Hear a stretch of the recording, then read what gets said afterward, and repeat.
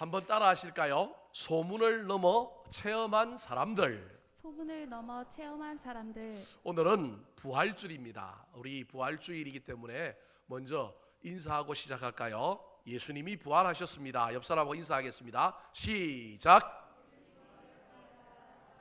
크게 해야 됩니다. 안 그래가지고 우리 주님이 부활 안 하실 것 같아요. 한 번 더 크게 하실까요? 예수님이 부활하셨습니다. 좀 더 큰 소리로 이번에는 이렇게 외쳐볼까요?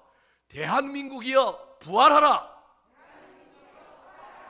우리나라 경제가 부활하고 코로나 없어지고 정말 우리나라 멋진 나라 되었으면 좋겠습니다. 또 한번 외쳐볼까요? 일상이여 부활하라. 우리에게 좀 자유가 주어졌으면 좋겠어요. 또 한번 외칠까요? 교회와 예배의 영성이여 부활하라. 코로나 때문에 대면 예배 잘 못 드리고 여러 가지 어려움이 있는데 코로나 속히 지나가고 또 교회와 예배가 다시 살아나는 놀라운 일이 일어나게 되기를 소망합니다. 오늘 본문 말씀에는 예수 그리스도의 부활을 소문으로만 듣고 머리로만 안 사람들이 나중에 주님을 만나고 난 다음에 부활을 체험하고 경험하고 놀랍게 변화된 이야기를 기록하고 있습니다. 그들이 누구일까요? 그 유명한 예루살렘에서 엠마오라고 하는 마을로 내려가는 두 명의 제자에 대한 이야기입니다. 오늘 본문 말씀에는 이 두 제자 중 한 사람의 이름을 밝히고 있습니다. 18절에 보면 글로바라고 하는 이름을 밝히고 있고 또 다른 사람은 이름을 밝히고 있지 않습니다.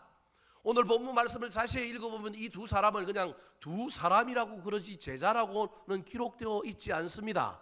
그럼에도 불구하고 우리는 이 두 사람을 엠마오로 가는 두 제자라고 부르는 이유는 24절과 33절, 34절에 보면 예수님의 12제자와 이들이 함께 있고 가까이 잘 아는 사이로 보입니다. 그래서 12제자는 아니지만 예수님의 제자들을 그룹에 예수님 지근거리에서 예수님을 수행했던 12제자 말고도 70명의 전도대라고 하는 또 사람들이 있었고 생활 속에서 예수님을 따랐던 제자들이 있었습니다. 그래서 12제자 말고도 또 다른 수많은 예수님을 따르는 사람들이 있었는데 이 12제자와 지근거리에 가까이에서 이들과 함께 생활했던 사람들로 보이는 사람들이 바로 오늘 본문에 나오는 엠마오로 가는 두 사람이라고 할 수 있습니다.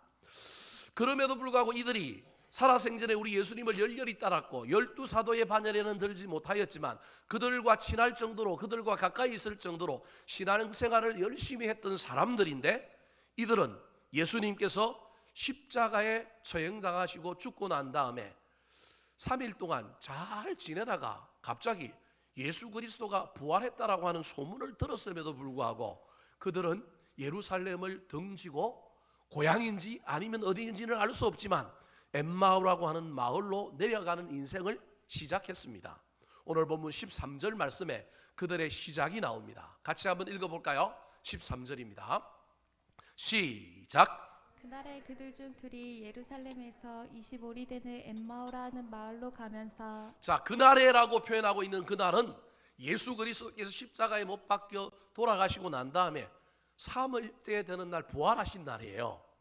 이미 여자들이 무덤에 가서 예수님이 부활하신 장면을 보고 소문이 났어요. 그 소문을 확인하려고 베드로와 제자들도 가봤는데 역시 빈 무덤이었어요. 그날인 거예요. 다시 13절을 보여주실까요? 근데 그날에 그들이 예루살렘에 있지 않고 다시 화면을 한번 보여주실까요? 그 예루살렘에 있지 않고 어디로 가요? 엠마오로 가는 거예요. 예루살렘에서 지중해 쪽으로 서쪽으로 약 25리 12km 정도 떨어진 거리에 있는 도시가 엠마오라고 하는 도시입니다. 그 엠마오라고 하는 마을로 가는데 제가 그냥 간다고 얘기하지 않고 뭐라고 얘기했느냐 하면 내려간다 그렇게 이야기했습니다. 왜냐하면 예루살렘이 높은 지대에 있고 엠마오는 지중해 해안가에 있는 도시다 보니까 지리적으로 내려갈 수밖에 없는 지역입니다. 내려갈 뿐만 아니라 오늘 본문 29절에 보니까 하루 때 중 어느 때냐 하면 해질녘입니다. 해는 동쪽에 떠서 어디로 져요? 서쪽으로 지잖아요. 그러니까 지금 그들이 가고 있는 엠마오라고 하는 마을로 가는데 그 마을 끝자락에 지중해 바다와 그 마을에 지금 뭐가 걸려 있느냐 하면 해가 걸려 있는 거예요. 서산으로 지고 있는 해가 걸려 있는 거예요. 이걸 낭만적으로 보면 한없이 낭만적이지만 지금 해가 지고 있는 이 분위기, 내려가는 이 분위기, 그리고 이 분위기 속에서 이들이 지금 내려가고 있는 걸음걸이가 성경에는 기록하고 있지만 저는 궁예의 간시법을 통해서 보면 다 보이는데 터덜 걸어가고 있는 거야. 낙심이 가득 차서, 절망이 가득 차서 소망은 하나도 없이 그냥 걸어가는 거예요. 그래서 이 장면이 얼마나 절망에 사로잡혀 있고 얼마나 소망이 없는, 희망을 다 잃어버린 두 사람의 낙향과도 같은 모습으로 그리고 있습니다. 그들이 절망 가운데 터벅터벅 그 길로 걸어가고 있다는 걸 어디에서 알 수 있느냐 하면 17절에 보면 알 수 있습니다. 자, 17절 말씀 같이 한번 읽어볼까요? 시작. 예수께서 이르시되 너희가 길 가면서 서로 주고받은 하는 이야기가 무엇이냐 하시니 두 사람이 슬픈 빛을 띠고 머물러 서더라. 두 사람이 슬픈 빛을 띠고 가다가 예수님이 찾아오셔서 말을 거니까 머물러 섰는데 그 선 얼굴을 우리 주님이 보니까 얼굴에는 뭐가 가득해요? 수심이 가득한 거예요. 슬픈 빛이 가득한 거예요. 그러니까 이들의 내리막길은 절망이에요. 이들의 내리막길은 낙심이에요. 이들은 소망이 하나도 없이 그 걸음도 그냥 터벅터벅 걸어가고 있는 그러한 모습인 거예요. 우리 인간을 학문적인 명칭으로 몇 가지를 붙여서 부르는데 그 중에 대표적인 인간의 학명이 뭐냐 하면 호모 사피엔스입니다. 호모 사피엔스라고 하는 말은 생각하는 인간이다, 그런 말입니다. 설교 원고를 보고 잘 넘겨주셔야 됩니다. 지금 전혀 안 보고 지금 넘겨주십니다. 넘겨주셔야 돼요. 화면을 넘겨야 된다니까. 예, 호모 사피엔스라고 하는 학명이 우리 인간의 학명입니다. 저게 뭐냐면 생각하는 인간이다, 그런 말입니다. 인간은 생각하는 존재입니다. 그런데 그 생각이 좋은 쪽으로 가면 지혜가 됩니다.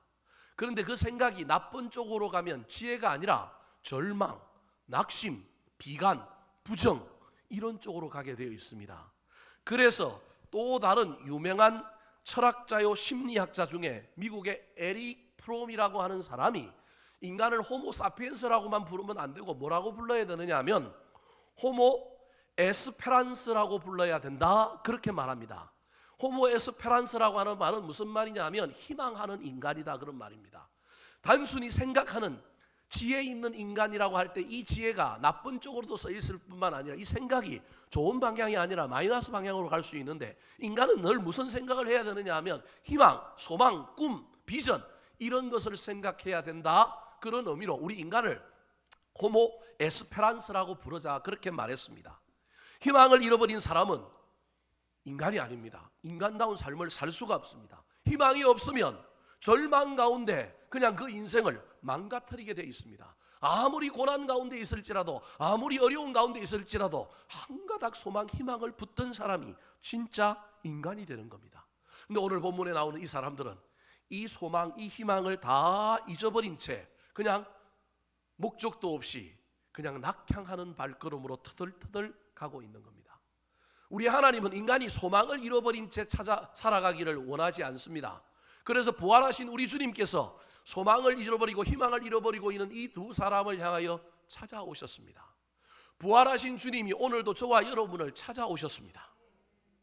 특별히 희망을 잃어버리고 소망을 잃어버리고 이 부활절을 맞이하고 있는 사람들에게 우리 주님이 찾아오셨는데 여러분의 영안이 열려서 그 주님이 보였으면 좋겠습니다. 오늘 이 두 사람에게 찾아오신 주님의 모습이 15절에 등장합니다. 같이 한번 읽어볼까요? 시작. 그들이 서로 이야기하며 문의할 때에 예수께서 가까이 이르러 그들과 동행하시니. 부활하신 우리 주님의 모습이 동행하시는 모습으로 나타나 있습니다. 찾아오시는 주님을 우리가 영의 눈이 열려서 동행하시는 주님을 우리가 발견하고 그분을 모셔드려야 합니다. 이 두 사람이 처음에는 주님인 줄 모르고 주님 부활하셨는데 그 부활하신 주님이 내 옆에 나타나셨는데 몰라본 거예요. 왜냐하면 부활하신 주님을 소문으로만 아는 거예요. 머리로만 아는 거예요. 경험해보지 않았기 때문에 찾아오신 분을 모르는 거예요. 사랑하는 성도 여러분, 찾아오신 우리 주님을 저와 여러분이 그냥 보내지 마시고 만났으면 좋겠습니다. 오늘 본문의 이 두 사람이 처음에는 알아보지도 못했다가 나중에는 주님을 알아보고 그들이 주님을 강권하여 자기들이 머물고자 하는 집으로 함께 모시고 들어가서 친밀한 교제를 행합니다. 그랬더니 소문으로만 들었던 부활, 머리로만 알았던 부활이 가슴으로 오게 되고 자신의 삶의 능력으로 나타나는 놀라운 일이 벌어지게 된 것입니다. 어디에 그들이 주님을 자기들 안으로 모신 것을 이야기하고 있을까요? 자, 오늘 본문 28절과 29절에 소문으로만 알고 있던 그들이 주님을 자신의 삶으로 모셔드리는 장면입니다. 같이 한번 읽어볼까요? 시작. 그들이 가는 마을에 가까이 가매 예수는 더 가려하는 것 같이 하시니 그들이 강권하여 이르되 우리와 함께 유하사이다. 거기까지요. 예, 주님과 만나서 열심히 대화를 나누었습니다. 부활하신 주님이 우리를 찾아오셨지만 우리가 주님을 우리 마음에 모시지 않으면 주님의 부활은 헛것입니다. 내 부활되지 않는 겁니다. 우리 예수님이 그들이 머물고자 했던 이 엠마오로 가는 도시를 지나가려고 했습니다. 여러분, 주님을 지나가게 하지 마시기 바랍니다. 이 부활절을 그냥 지나보내지 마시기 바랍니다. 그런데 그들이 알아보고 우리 주님을 뭐 했다고요? 강권하여 우리와 함께 유했으면 좋겠습니다. 오늘 밤 우리와 함께 보내면서 더 좋은 이야기를 들려주시고 인격적으로 친밀한 교제를 나누는 그 놀라운 일이 이 밤에 일어나기를 원합니다. 라면도 끓여 먹고 그렇게 좀 얘기했으면 좋겠습니다. 그랬더니 그들 마음속에 누가 들어오기 시작했느냐 하면 예수님이 들어오고 예수 부활이 누구 부활이 됐느냐 하면 내 부활이 된 것입니다. 사랑하는 성도 여러분, 부활은 머리로 아는 것이 아니라 체험되어야 합니다. 소문으로 부활절에 대해서 듣고 절기와 행사로만 부활절을 보내지 마시고 이 부활주일에 부활하셔서 우리에게 찾아오신 예수님을 지나가게 하지 마시고 저와 여러분의 삶으로 초청하시기 바랍니다. 주님을 만나시고 인격적인 교제함으로 말미암아 예수 부활이 내 부활이 되고 그 능력이 우리의 삶에 충만히 나타나는 놀라운 일이 일어나게 되기를 우리 구주 예수 그리스도의 이름으로 축원합니다. 자, 그렇다면 부활하신 주님을 초청하여 내 삶으로 모시면 어떤 변화가 일어날까요? 소문으로만 알고 있었던 부활, 머리로만 알고 있었던 부활을 이 두 제자가 거기에서 넘어서서 주님을 강권하여 자기들의 인생 가운데로 주님을 초청하여 모셨더니 그들에게 어떤 변화가 일어났을까요? 첫 번째 변화입니다. 따라하시겠습니다. 눈이 밝아졌습니다. 눈이 밝아졌습니다. 31절 말씀 같이 한번 읽어볼까요? 31절입니다. 시작. 그들의 눈이 밝아져 그인 줄 알아보더니 예수는 그들에게 보이지 아니하시는지라. 강권하여 주님을 자신의 인생으로 모셨더니 그분과 만나서 인격적인 교제를 했더니 예수 부활이 내 부활되고 나니 나에게 놀라운 변화가 나타났는데 눈이 밝아졌습니다. 여러분의 눈이 밝아졌으면 좋겠습니다. 미래가 보이고 꿈이 보이고 무엇보다도 누가 보였으면 좋겠느냐면 예수가 보였으면 좋겠습니다. 그들의 눈이 밝아져 그인 줄 알아 보더니 예수를 봤다라는 거예요. 여러분, 우리 그리스도인들의 최고의 눈은, 최고의 영화는 예수님 보는 거예요. 그 예수님의 눈으로 우리 인생을 보고 미래를 보고 꿈을 보고 비전을 볼 수 있다면 우리가 그 길을 얼마나 잘 갈 수 있겠습니까? 이들이 지금에서야 눈이 밝아졌지만 처음에는 예수 그리스도의 부활이 자기 부활되지 않으니 이들은 눈 감은 살아있는 눈뜬 봉사와 같았습니다. 16절에 주님을 인격적으로 만나기 전에 주님의 부활을 자기들의 부활로 만들기 전의 모습입니다. 같이 한번 읽어볼까요? 시작. 그들의 눈이 가리워져서 그인 줄 알아보지 못하거늘. 처음에는 눈이 가리워져서 그들인 줄 뭐 했다고요? 알아보지 못했다, 그렇게 말하고 있습니다. 여러분, 영안이 떠이지 않으면 신앙생활은 지식적인 신앙입니다. 믿는 신앙이 아니라 지식의 신앙입니다. 그들이 주님을 알아보지 못했을 뿐만 아니라 그들의 신앙은 지식의 신앙이었기 때문에 부활이라고 하는 것도 믿어서 경험되어지는 것이 아니라 지식으로만 알고 있었습니다. 오늘 본문 17절에 예수님께서 영안이 떠여지지 않는 그들에게 찾아가셔서 그들에게 먼저 말을 거십니다. 그들이 무슨 얘기를 하고 있었을까요? 자, 17절을 다시 한번 읽어볼까요? 시작. 예수께서 이르시되 너희가 길 가면서 서로 주고받고 하는 이야기가 무엇이냐 하시니 두 사람이 슬픈 빛을 띠고 머물러 서더라. 영안이 열리지 않은 사람은 예수님을 알아보지 못할 뿐만 아니라 그들의 대화가 지극히 그냥 영적이지 않고 표면적입니다. 그들이 나눴던 이야기를 예수님이 물어보는 거예요. 나눈 이야기를 믿는지 물어보는 거예요. 무슨 얘기를 나눴을까요? 그들이 나누고 있음에도 불구하고, 머리로 알고 있음에도 불구하고 믿지 않는다는 것을 알려주기 위하여 예수님께서 일부러 야 너희들 지금 무슨 얘기 나눴냐 물어보는 거예요. 그들이 나눈 얘기가 18절부터 24절까지입니다. 제가 요약을 하면 18절부터 24절까지 그들이 나눈 이야기를 예수님께 보고하는데, 그 보고의 내용이 뭐냐면 예수 그리스도는 구약에 예언된 선지자라는 거예요. 그게 19절이에요. 뿐만 아니라 우리는 그 예수 그리스도 그 예언자를 누구로 받아들이느냐면 이스라엘을 속량할 자 메시아로 받아들였다. 그게 21절이에요. 예수 그리스도를 메시아로 알았던 사람들이라니까요. 뿐만 아니라 22절과 23절에는 그런데 그가 죽은 지 사흘 만에 부활하셔서 예언을 성취하셨는데 여인들이 그 무덤에 가서 빈 무덤을 보았다. 부활했다라는 걸 이들이 지금 입으로 얘기하고 있었다라는 거예요. 자기들끼리도 엠마오로 내려가면서 자기들의 대화의 주제가 누구냐면 예수 그리스도인데, 예수 그리스도는 메시아야. 우리 민족을 속량할 자였어. 근데 그가 죽었는데 사흘 만에 부활했대. 무덤에 여자들이 갔는데 아무도 없었대. 그 얘기를 지금 하고 있었다라는 거예요. 뿐만 아니라 24절에 가면 베드로와 다른 제자들이 그 여인들의 이야기를 듣고 무덤에 갔는데 역시 그 무덤이 빈 무덤이었다. 그러니까 이 제자들이 지금 엠마오로 내려가면서 하고 있는 그들의 대화의 주제는 뭐냐면 예수와 그의 부활인 거예요. 말은 팩트는 예수를 이야기하고 팩트는 부활을 얘기하는데 찾아오신 예수를 몰라. 부활을 안 믿어. 뭐가 가려져 있다고요? 영의 눈이 가려져 있는 거예요. 영의 눈이 가려져 있으니까 말씀을 말씀으로 믿지 못하고요. 영의 눈이 가려져 있으니까 예수 그리스도를 믿지 못하는 거예요. 그래서 이들을 깨우쳐 주기 위하여 우리 예수님께서 성경을 풀어주시기 전에 이들을 향하여 책망하고 있는 내용이 25절에 나옵니다. 자, 25절 말씀 같이 한번 읽어볼까요? 시작. 이르시되 미련하고 선지자들이 말한 모든 것을 마음에 더디 믿는 자들이여. 이 두 제자를 향하여 뭐라고 얘기하고 있냐면 모든 것을 마음에 더디 믿는 자들아, 그렇게 말하는 거예요. 여러분 믿으려면 빨리 믿으시기 바랍니다. 더디 믿지 마시고 빨리 믿으시기 바랍니다. 사도행전 9장에 보면 핍박자 사울이 다메섹으로 가는 길에서 빛 가운데 찾아오신 부활하신 주님을 만나고 난 다음에 눈이 밝아졌습니다. 먼저는 눈이 멀게 되지만 나중에 아나니아라고 하는 선지자가 기도해 줌으로 말미암아 그의 눈이 새롭게 떠짐으로 새 세상을 봅니다.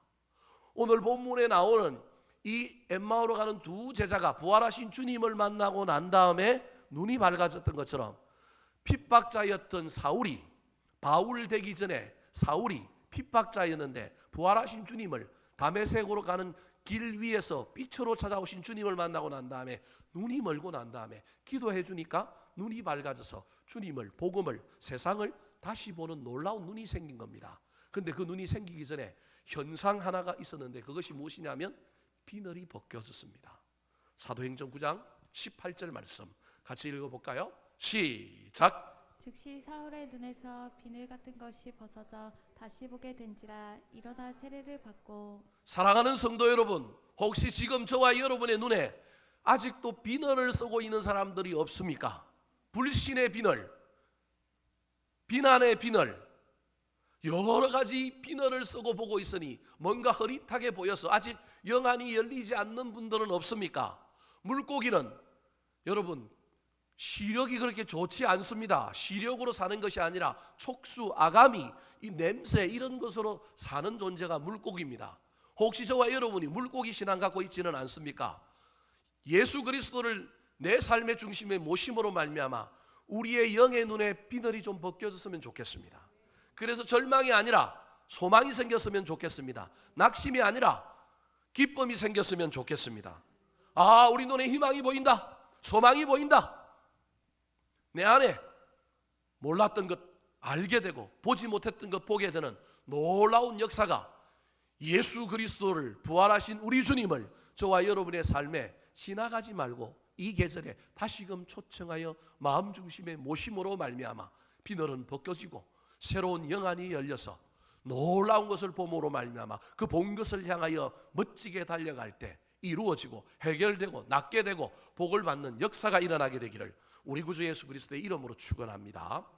두 번째로, 소문으로만 부활을 알고 머리로만 알고 있던 이 두 사람이 지나가시려고 하던 우리 주님을 그냥 보내지 않고 그들을, 이 주님을 다시금 초청하여 그들 삶의 모심으로 말미암아 그들에게 일어났던 변화는 어떤 변화일까요?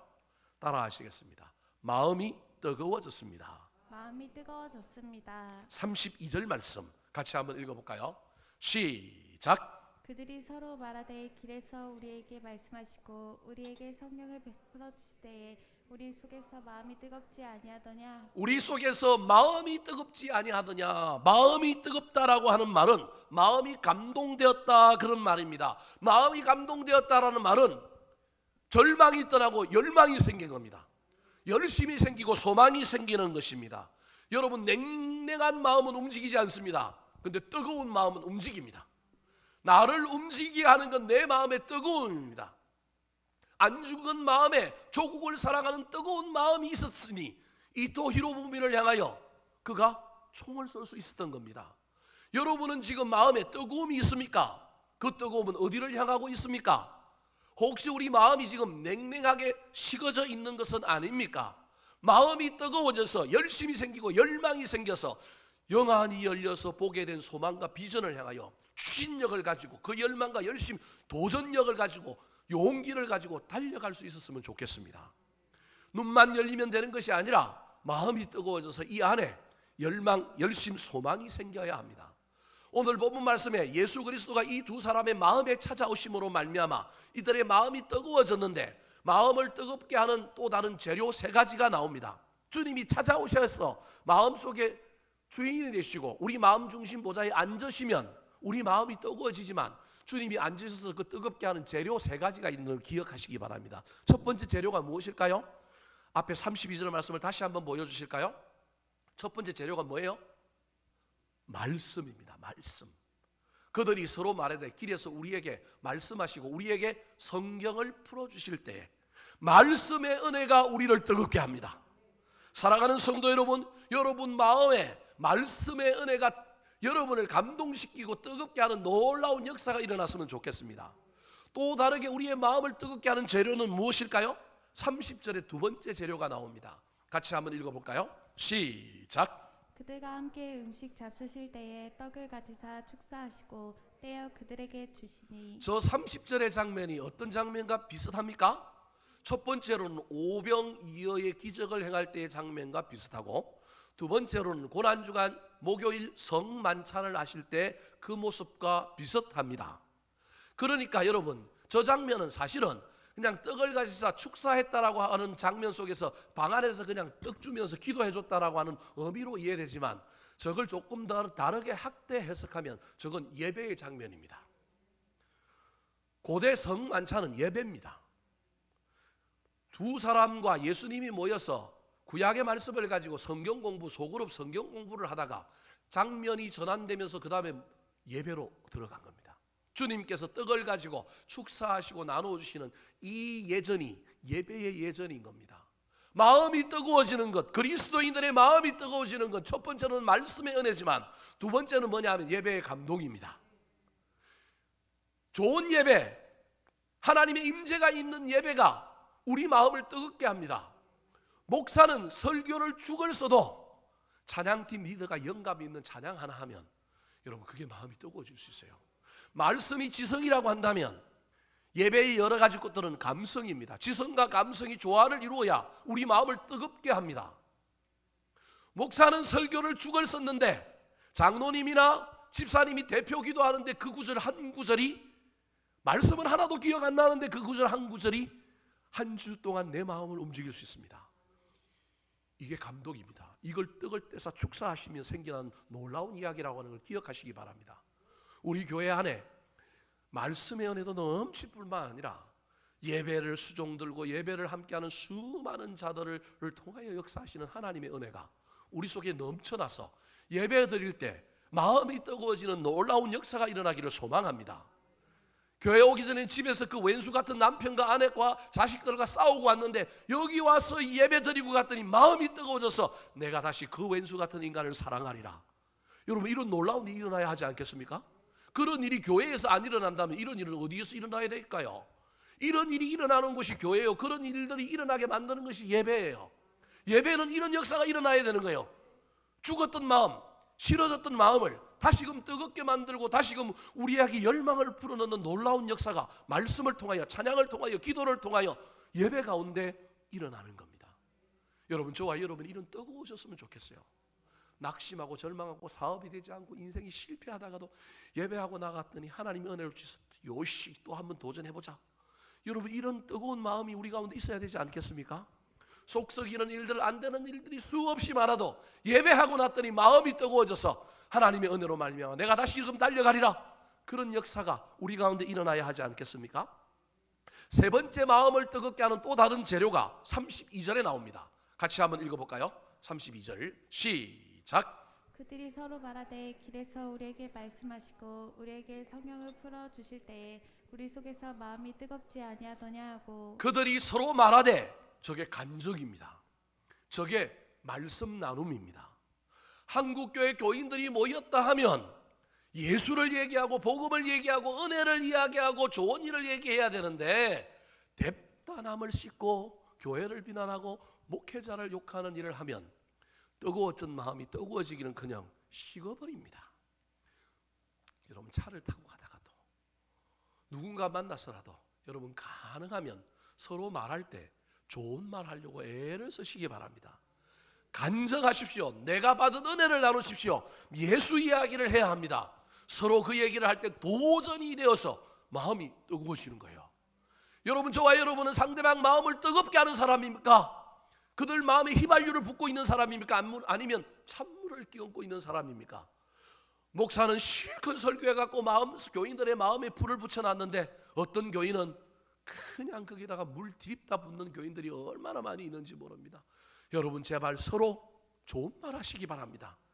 내가 받은 은혜, 나에게 역사하셨던 주님을 이야기함으로 말미암아 이야기하는 나도 또 한 번 뜨거워지고 그 말을 듣는 교인들도 마음이 뜨거워져서 삶의 현장에 더 열심히 살아보자, 더 신실하게 살아보자, 더 거룩하게 살아보자, 안 되는 일이 없다, 한번 해보자, 그렇게 뜨거운 마음으로 나아감으로 말미암아 부활의 능력이 그 뜨거운 마음을 가지고 일하는 자들에게 부어지는 역사가 일어나게 되기를 우리 구주 예수 그리스도의 이름으로 축원합니다.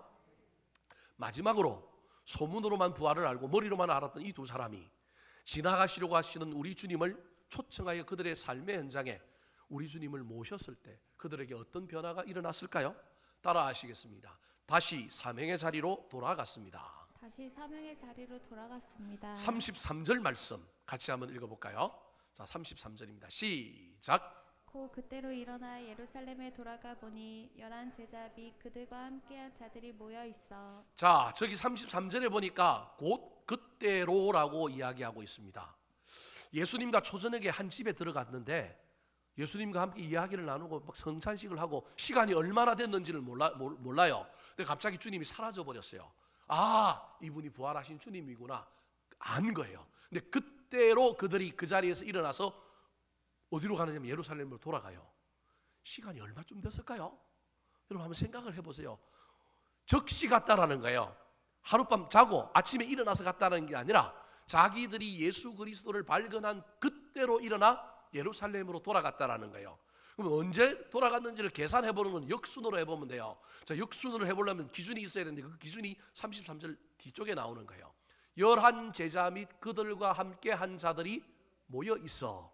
이건 아침이나 아니면 우리로 치면 새벽 기도 때 모여 있는 거예요. 새벽 기도 때 모여 있거나 아침밥 먹고 오전에 이들이 모여 있는 거예요. 그러니까 이들이 11 제자까지는 아니지만 11 제자 및 그들과 함께 한 자들이라고 하는 저 그룹에 들어가는 상당한 초대교회 신앙심이 있었던 사람들이라고 하는 걸 알 수 있어요. 자, 만약에 11 제자들이 어디 모여 있고 그들과 함께 한 사람들이 어디 있는지를 모른다고 한다면 이 사람이 찾아갈 수 없는데 찾아갔잖아요. 그러니까 제자 공동체와 아주 친한 사람들일 뿐만 아니라 이들이 몇 시에 어디에 모인다는 걸 아는 거예요. 자, 그런데 이들이 찾아갔을 때 이 모여 있는 자들이 새벽에 우리로 치면 새벽 5시 새벽 기도에 모여 있다 치면 이들이 예수 그리스도를 경험하고 출발할 때가 언제일까요? 제가 아까 예루살렘에서 엠마오로 가는 길이 25리 12km라 그랬습니다. 보통 사람들이 1시간에 몇 킬로를 걷느냐 하면 4킬로를 걷습니다. 그러면 이게 12킬로니까 몇 시간 걸으면 돼요? 3시간 걸으면 되는 거예요. 3시간. 그러면 새벽 5시에 지금 제자들이 예루살렘에서 모임을 하고 있었다 치면 여러분 밤을 새워서 새벽 3시간 걷는데 조금 여유 잡아서 1-2시간 더 친다 치더라도 12시, 11시 어간에 예수님과 대화하다가 예수님이 호련히 사라지고 그들이 깨닫고 난 다음에 그 길로 짐 챙겨갖고 바로 밤인데도 어두운 밤에 캄캄한 밤에 예루살렘을 향하여 출발한 겁니다. 만약에 예루살렘에 모여있던 제자들이 아침밥 먹고 오전 모임 9시쯤에 오전 모임을 하고 있는 자리에 이 엠마오로 가던 두 제자가 갔다 그런다면 새벽 서너 시쯤에 이들이 출발했을 가능성이 있는 거예요. 제가 지금 무슨 얘기를 하고 싶어서 이런 시간 관계를 이야기하느냐 하면 이들이 어떻게 하든지 간에 출발했던 그 시간이 어두울 때라는 거예요. 그 말은 마음이 뜨거워져서 마음에 열망이 가득하니까 지체할 이유가 없는 거예요. 지나고 아침밥 먹고 나중에 가지가 아니라 은혜 받은 즉시 그 자리에 마음이 뜨거워지고 부활하신 주님이 오니까 나를 가만 있게 만들지 않는 거예요. 나를 주체하지 못하게 만든 거예요. 그래서 그게 한밤중이 되었던 새벽이 되었던 얕은 어두운 밤에 캄캄한 밤에 그들이 주님의 만난 그 놀라운 체험을 가지고 예루살렘에 있는 제자 공동체의 이 놀라운 소식을 그들이 간증하고 전하고 싶어서 그들이 지금 출발한 겁니다. 내려왔던 자들이 다시 올라갔습니다. 사명의 자리에서 낙향의 자리로 갔던 그들이 다시금 사명의 자리로 간 것입니다. 사랑하는 성도 여러분, 오늘 이 부활절에 지나가시러 가는 우리 주님을 그대로 보내지 마시고 여러분 초청하셔서 주님을 여러분 마음에 모심으로 여러분이 다시 사명의 자리에 섰으면 좋겠습니다. 아내의 자리, 남편의 자리, 가장의 자리, 삶의 자리에서 저와 여러분이 붙들고 해야 할 일, 그동안 너무 지치고 너무 힘들고 나만 고생하는 것 같아서 그냥 놓아버리고 싶었던 그 자리를 다시 붙드는 부활의 사람들이 되었으면 좋겠습니다. 그래서 더 힘을 내고 더 뜨거운 마음을 가지고 달려갈 수 있었으면 좋겠습니다. 더 나아가 이들이 그 제자 공동체를 찾아가서 한 일이 무엇이었을까요? 35절 말씀 같이 한번 읽어볼까요? 35절입니다. 시작. 두 사람도 길에서 된 일과 예수께서 떡을 떼심으로 자기들에게 알려지신 것을 말하더라. 길에서 된 일과 근데 주님을 잘 몰랐을 때 대화 나눴던 일과 그 다음에 떡을 떼심으로 집에 들어가서 예수님과 인격적으로 교제한 가운데 부활하신 주님을 만난 이야기를 말하더라. 전도입니다. 전도. 부활하신 주님을 만나고 나면 사명의 자리로 올라갈 뿐만 아니라 그 만난 주님의 감격 때문에 우리가 주님을 이야기하지 않을 수 없는 것입니다. 오늘 예배 끝나고 가면 교회에서 여러분에게 떡과 계란을 나눠줄 텐데 떡은 먹으시고 계란은 가능하면 먹지 마시고 이웃에게 나누어 주시기 바랍니다. 코로나19 때문에 전도가 안 되는 이 시절에 그래도 유일하게 전도할 수 있는 때가 언제냐 하면 이때입니다. 이때는 다 안 믿는 사람도 뭐 주는 줄 알아요? 예, 교회에서 계란 주는 줄 압니다. 받아줄 준비가 다 돼 있어요. 근데 안 줘서 문제지. 우리가 막 머뭇거리고 안 줘서 그러지. 야, 계란 안 주냐 그런 사람도 세상 사람들이 많다니까요. 이럴 때는 계란 줘도 돼요. 물론 몇몇 사람은 삐딱하게 그 계란 왜 주냐고 그럴 거예요. 부활이 어디 있냐고 그럴 거예요. 그럴 때는 설명해 주면 됩니다. 내가 아는 부활은 이런 건데 한번 들어보시겠습니까? 하고 계란 주고 설명해 주고 믿든지 안 믿든지 상관없습니다. 여러분 저와 여러분이 할 일은 예수 그리스도 부활하심을 전하는 겁니다.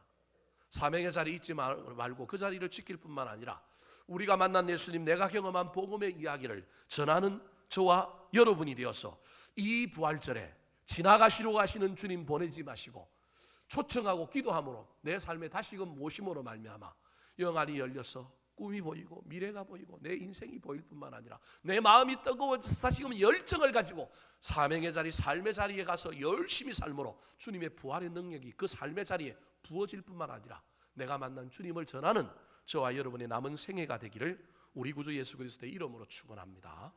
한번 따라 하실까요? 부활하신 소문을 넘어 체험한 사람들, 소문을 넘어 체험한 사람들, 눈이 밝아졌습니다. 눈이 밝아졌습니다. 마음이 뜨거워졌습니다. 마음이 뜨거워졌습니다. 사명의 자리로 돌아갔습니다. 사명의 자리로 돌아갔습니다.